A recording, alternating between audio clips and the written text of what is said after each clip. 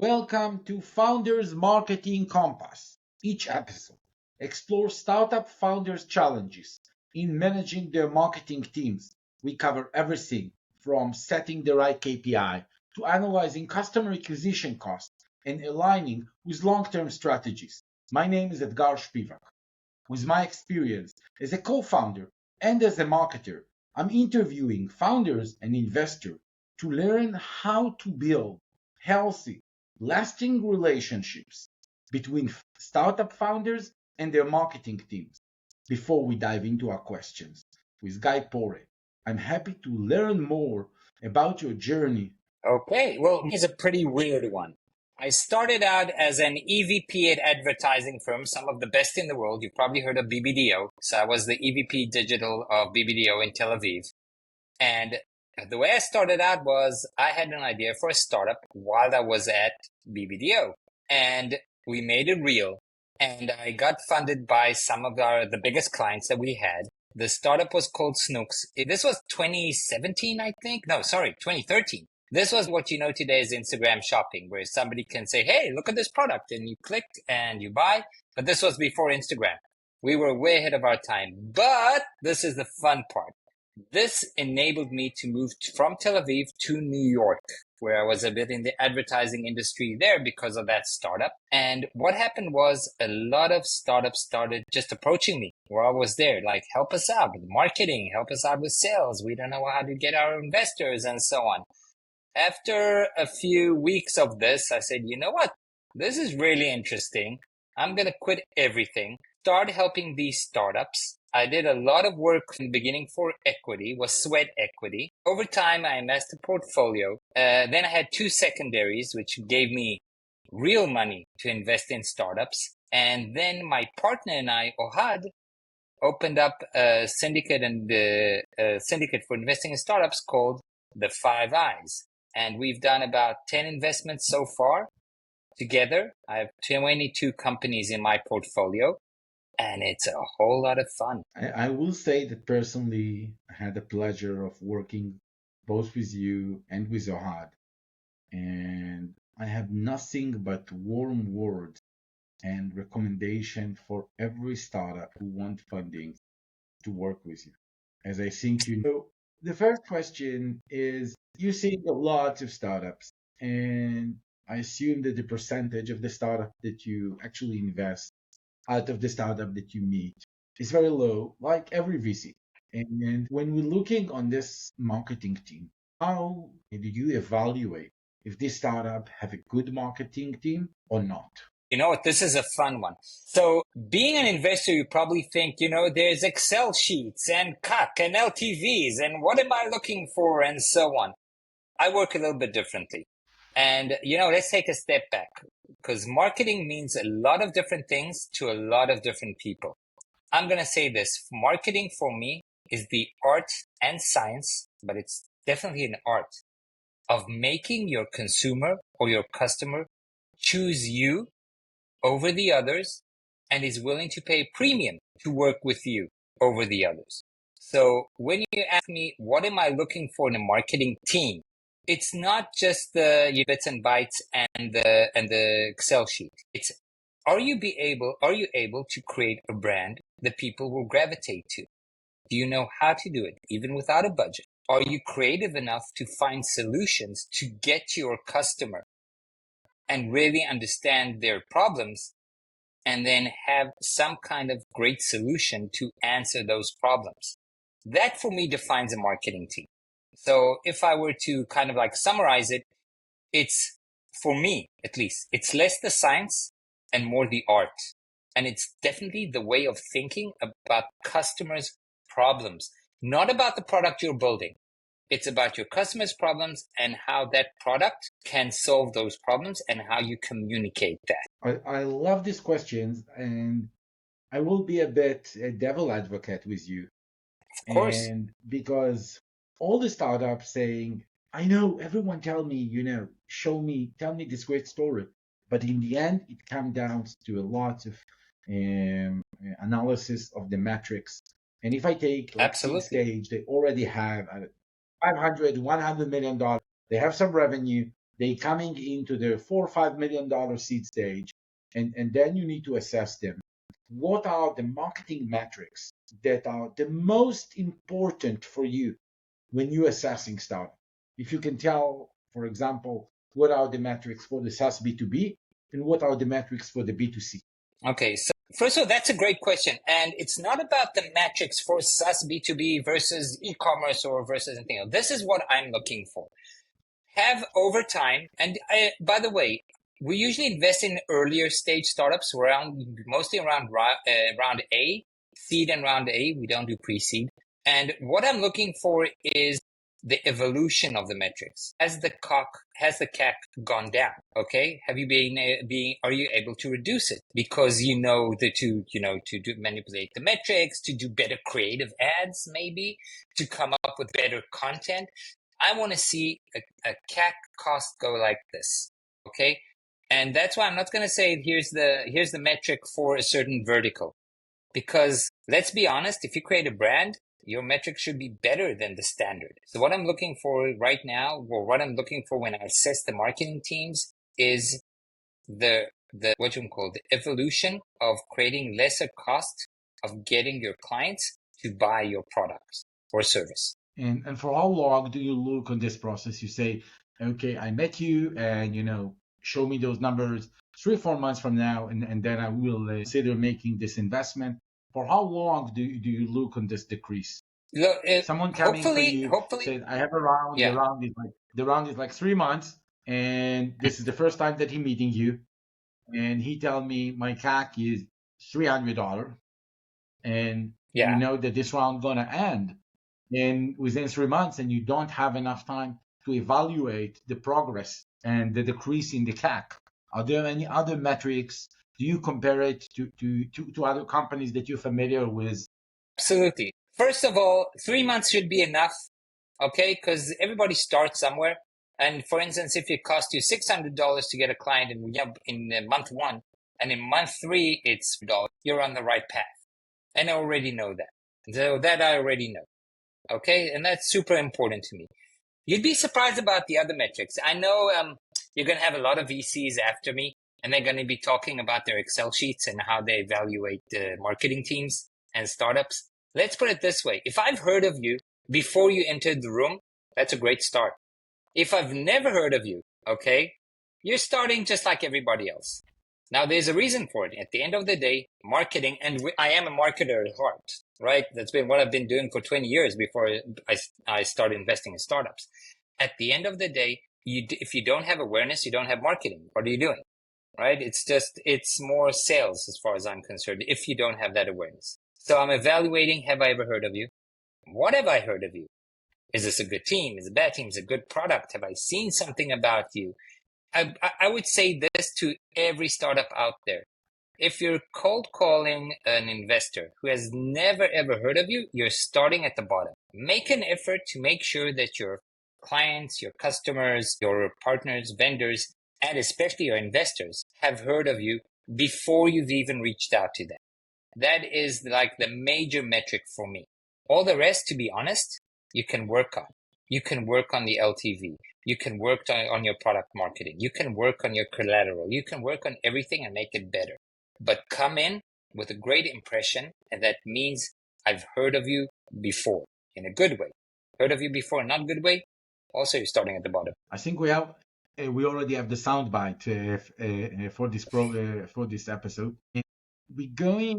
If we dive into the hardcore metrics, which this is what those founders looks on the day to day, to a situation where the ad platform saying, give me your ad budget, give me some creative, my machine learning will do everything. Now, this been for lots of problem because you don't really know what is incremental, which part of the ads actually trimming low-hanging fruit that already built previously by brand building. I see it as a marketer and as a founder that you have campaigning like the new Facebook campaign, the new PMAX in Google. Mm-hmm. No one know really how to put them.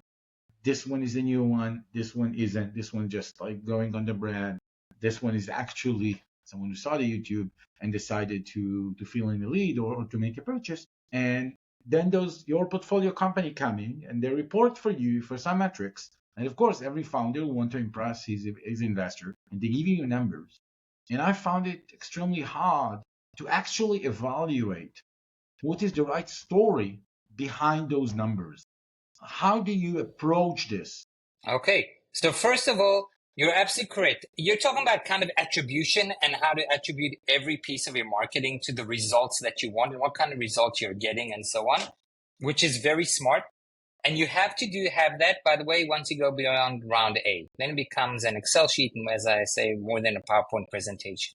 How do I evaluate those founders that come to me and talk to me about the metrics is, and excuse my French, I'm from advertising, so get used to this. I need to know they know their shit. Okay, it's not about what is the story about the numbers. It's more like, do you know what you did and why you got those results and what you're going to do to make those results better? Okay, I'm looking for a method behind the madness. Okay, so if a founder comes in and says, hey, look, I did this creative in Facebook and it brought me this and this leads, and then I did this in Google, and then I did this in the email campaign, and these are results that I got, and that's it, it's not enough. There has to be a reason behind what you did, a reason behind the numbers, and a thought process that says, this is why I got the numbers, and this is what I'm going to do next, according to the data that I got. Love it. I wish every VC would take the same approach as you. Well, not every VC was a marketer. Not every VC was a founder. And this I will say to every startup. If you have the privilege of choosing your investors, and by the way, I'm not one of those, finding a VC is just the same as finding a partner in your startup. You need to choose them. I know very well you need money. And if somebody says, I'll write you a check, you will say yes. Okay? All I'm saying is go for those investors that were founders themselves, that have been through the shit, that have been through the wars, that have had their guts kicked out, have their faces punched, and still went forward. Those are the investors you want with you because they get it. And those are the kind of investors that will tell you stuff like I said. It's not about the number. It's about the thought, the reasoning, and the deduction behind the numbers that will enable you to move forward. And by the way, sometimes it's easier than you think. You know what? Let's go on to the next question, and then I might have a really great example for you. If I try to look for some consist mistakes that startups makes in their marketing efforts, what you would say to me? That is a good one. Because the most surprising thing is everybody makes the same mistakes. Okay? I'll give you two of the biggest ones. Because I've got quite a few and some of them are very funny. But let's be serious here for a second. So the first mistake is trying to market your own product and not the problem that the client has, not an answer for the client. Okay? I've seen so many startups that say, this is the problem that I think, and this is the solution, my startup, but they've never talked to their clients. They don't really know if that is the problem. And then when shit gets real and they go talk to their customers or clients, whether it's B2C or B2B, they find out nobody really wants their product after they've spent like $1 million building it. So that I would say would be the number one problem, because that's the marketing team's responsibility, is to really know the customer and their problems and have a solution for their problem. Okay. And the second mistake is treating marketing as just a direct response department. So if somebody out there doesn't know what direct response means, I'll give you a quick example. If you're in the States, you probably know this. You know those ads you see on TV that run for like 30 minutes where it's like, hey, look at these knives. They're cutting coins. They're doing this. They're doing this. And if you buy it now, you get a 35% discount and another set of knives, and so on and so on. And the expectancy is that people will buy it now because, it's a time limited. Most founders treat their marketing teams as direct response teams. They put out an ad and the founders want the day after to know the metrics. And it just doesn't work that way when you're building a new product for a new audience with new technology. It's not a knife cutting a coin. It's a new startup. It could be a SaaS platform that is helping, cloud work better. you're not going to get a client within a day. You're not even going to get a client within a week. It's going to take months. So you need to be able, as a founder, to direct your marketing team to do the right thing and not wake up every morning stressed out because the numbers from the day before, aren't what the founder wants to see in one day. In other words, breathe and let the work be done. So I definitely agree with you on the second one. I will ask a question, Yeah. even in the perspective of the pre-seed startup, even before the seed stage. Yeah. Isn't talking with the clients is the role of the founder even before he hire his first marketer? Great question. Yes and no. Because sometimes founders, and some of the most genius founders I know, are introverts that have a problem talking to clients. And that's okay. They're great with code. They're great with product. They're great with thinking about the stuff. They find it very hard to pick up the phone and talk to a client. So that's why it's always good to have someone on the team who can do it for you. Do you want me to give you a great example? There's a company, I'm saying this on purpose. I'm not going to talk about any of my portfolio companies because that's like talking about my favorite kids and like who's better. So I'm not going to do that. I'm going to talk about a company I want to invest in. That company is called Heavies. Okay. And that company created headphones for metal. In other words, for people who like metal music. Now get this. The founder thought of the idea. Okay. So, and he's not the kind of person who will start talking to, metalheads that listen to heavy metal music. First of all, it's a weird crowd. I'm one of them. And it's hard to get a straight answer. So this is what he did. He went to Wix. He built the worst sales page in the universe of sales pages where you have like a picture of headphones and, heavy metal headphones and pre-order and spent like $100 on Facebook ads. Next day, he had $20,000 in pre-orders. Okay. That is talking to your customers as well. You don't have to pick up the phone. Definitely. You don't have to be able to do marketing. You need to be able to find someone who will do it for you, by the way. And it's as simple as that. What he did was he found out that his clients are an underserved community that is willing to spend a lot of money to have their needs, real needs, answered. By the way, this company in their first year did $10 million in sales. First year. It's really, really impressive. I will say that I that on my know. take as a founder and as a marketer, it's way easier on the B2C side. And when you plan to do it like as a B2B enterprise SaaS, I It's think harder. in this case you definitely have to pick up the phone. It's way harder Oh, to estimate. In the B2C, it's definitely easier to take a like $1,000 to see if it works, and then you have the perspective of is there a need in the market for this. So oh. Mhm. and No, I'm saying you're I will absolutely right. ask It's on this. not always the founder that can pick up the phone. That's all I'm saying. Sometimes if the founder can do what the CEO of Heavies did by himself, sometimes you want to just pick someone from your team or even a friend to do it for you. And sometimes there's even more than that. I mean, you probably heard of Team 8 that are doing really well and they have a really interesting model. But a big part of that model, as far as I know, I'm not part of Team 8, but as far as I know, the big part of that is before they build the product or before they incubate it and before they invest money, they have someone senior, not the founder of the company, somebody senior at Teammate that will pick up the phone to the potential client. And if the potential client says something like, I don't need this, they just won't build it. And if the potential client says, this is something I'm interested in, they will build it.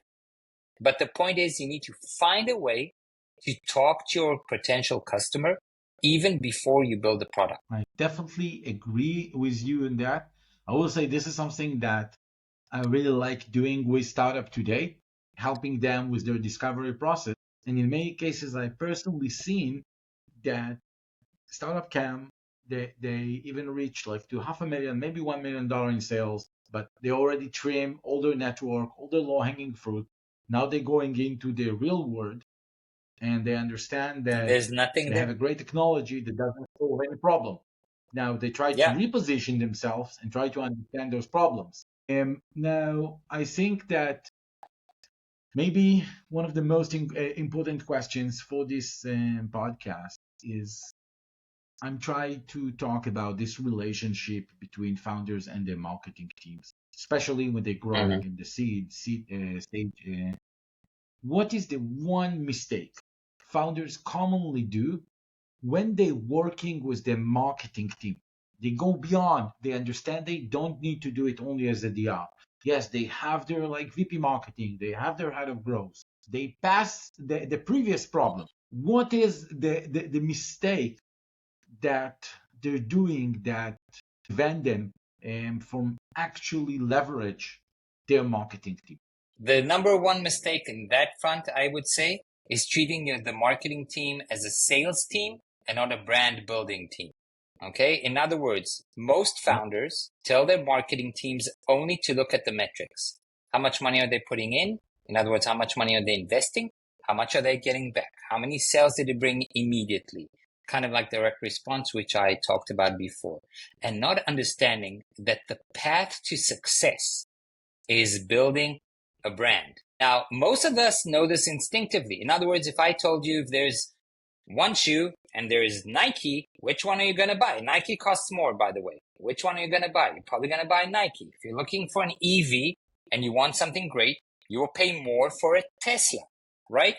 This laptop that I'm on is an Apple laptop. It costs way more than, any PC. And I still bought it because it's fucking Apple. That's where you want to be. You want to be in a place where you are the brand leader of your category. And it's obvious for the client that they want you and not your competitor. And they will pay more for you and not your competitor. And it has nothing to do with your features, your solutions, and so on. Everybody at the end of the day in your industry will have the same features and same solutions and same everything. You want to build a brand. Let your marketing team build that brand. You want to make them for feel. you. Excuse me? Like you buying an Apple, I assume you can pay 50% for the same features as a company that work the same, but you feel that you have this Apple device. Absolutely. And that is the goal of the marketing team. Create that feeling, create that value, create that thing that says to the buyer, especially in B2B, by the way, especially in B2B, okay? Create that feeling that the people will want to buy you and nobody else. By the way, most people forget this, but in B2B, you've got companies like Salesforce. Now, for people from Salesforce who are about to hear this, I'm sorry, but your product is shit. But it will still pay more for your product because you're a fucking brand. It's not because I think they build it, so well that it's you can change that no one got fired because of buying IBM, and then no one got fired because of buying Salesforce. Absolutely. Don't get me wrong, it does the job, but once you have your name under this, phrase, you're a brand. Exactly. Team to create the brand. I love it, and I'm constantly talking about it, and to find the point where you need to put the money in the brand, because you don't need to do it from day one.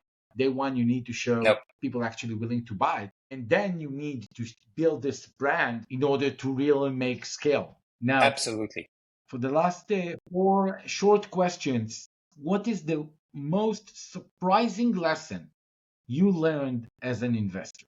That you're always wrong in the beginning. In the beginning, you have a certain idea of what a startup you're investing in could be. You have an idea about the team.